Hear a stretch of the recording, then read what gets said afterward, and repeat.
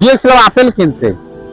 Apple দোকানে গিয়ে দেখি অবাক কাণ্ড, সুন্দর সুন্দর টসটসে আপেল গুলো উন্মুক্ত। আর কিছু কিছু আপেল দেখলাম কাভারে দিয়ে, সুন্দর সুন্দর কাভার দিয়ে ঢাকা। আমি কাভার গুলো একটা খুলে উন্মোচন করে দেখলাম অনেক কীট পতঙ্গের কালো কালো ছোপ ছোপ দাগ। তখন ভাবলাম হয়তোবা এই কালো দাগগুলো ঢাকার জন্যই আপেলগুলো আরেকটি সুন্দর মোড়কে সাজিয়ে রাখছে। আপেল কোন রকমে কিছুটা আপেল কিনে ওই ব্যাগ করে আবার হাঁটা শুরু করলাম। দেখি দুইটা সুন্দর সুন্দর মেয়ে দাঁড়িয়ে আছে, মনে হয় তারাও আপেল কিনবে।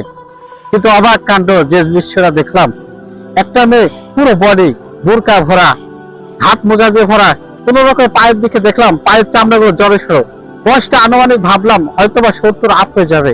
কিন্তু আর একটি মেয়ে তার সাথে দাঁড়িয়েছিল, তার বয়স কত হবে, হয়তো হবে 17-18।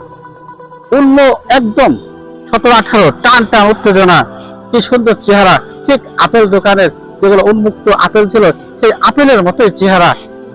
কিন্তু আমি অবাক হয়ে গেলাম, সেই আপেলের মতোই বৃদ্ধ বয়স্ক মহিলার পুরো বডি বরকা দিয়ে ঢাকা, আর যৌবনপ্রাপ্ত মেয়েটি উন্মুক্ত আপেলের মতো।